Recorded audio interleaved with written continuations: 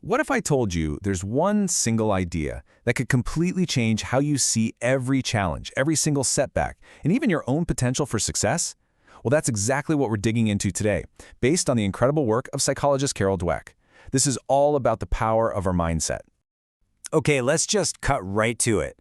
Have you ever been afraid to fail? Come on, I think we all know that feeling, right?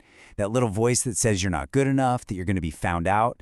It's totally universal, and honestly, it's the key to understanding everything we're about to get into. So, first things first, we have to tear down a huge myth that most of us grow up believing, and that's the myth of natural talent. You know, the idea that some people are just born brilliant, and the rest of us, well, we just aren't. Yeah, we all have this picture in our heads of the lone genius, don't we?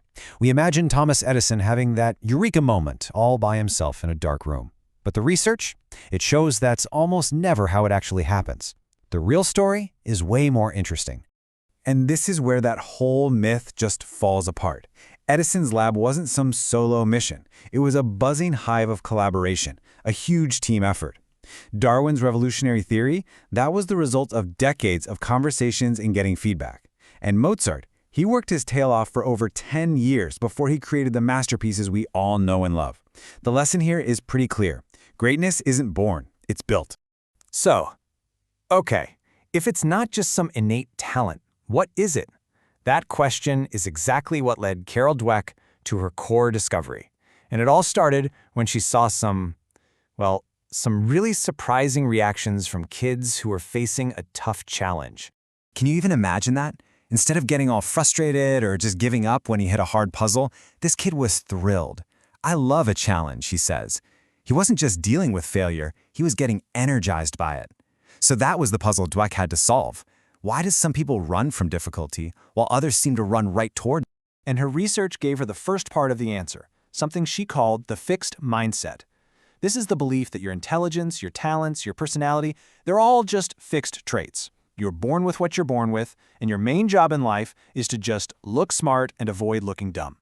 And then you've got the other side of the coin, the growth mindset. This is the belief that your abilities can be developed. Sure, people might start with different talents, but it suggests that everyone can change and grow through effort and experience. Your true potential? It's completely unknown and, well, unknowable. And wow, you can really see how differently these two mindsets see the world. In a fixed mindset, you avoid challenges because, hey, you might expose a weakness. And effort, that's a bad sign. If you were really smart, you wouldn't need to try so hard. But from a growth mindset, challenges are exciting. Effort is the very thing that makes you smarter. And setbacks, they're not some final judgment on you. They're just an opportunity to learn. Okay, so this isn't just some abstract theory from a psychology textbook. These mindsets have huge consequences in pretty much every part of our lives. Let's take a look at how this all plays out in the real world, in sports, business, and yeah, even in love. I mean, this quote from Michael Jordan, it is the ultimate example of a growth mindset. He wasn't ashamed of his failures. He saw them as a totally necessary part of his success. He knew that the only path to becoming the best was to embrace all those misses, learn from them, and just keep on shooting. This same divide happens in the corporate world too. I mean, check this out. A&P, which used to be a retail giant, had a totally fixed mindset. When they were faced with proof that their old way of doing things was failing, they actually shut down their successful news stores because it was an uncomfortable truth. Kroger, on the other hand, faced that same reality with a growth mindset. They bravely transformed their entire business and ended up thriving. And think about relationships for a second. If you have a fixed mindset, you believe in fate and finding that one perfect match. So the second problems pop up, and they always do, you think, oh, well, this just wasn't meant to be. It's an impossible standard to live up to. But a growth mindset totally understands this powerful truth right here. Our relationship isn't about finding some flawless person. It's about committing to navigate the challenges together, to learn and to help each other grow. Problems aren't a sign that things are broken. They're just part of the journey. So all of this leads to the most important question. Which mindset do you have? And more importantly, can you change it? Well, this is the most empowering part of this whole idea. The answer is a huge, resounding yes. Your mindset isn't carved in stone. It's not permanent. It's much more like a muscle.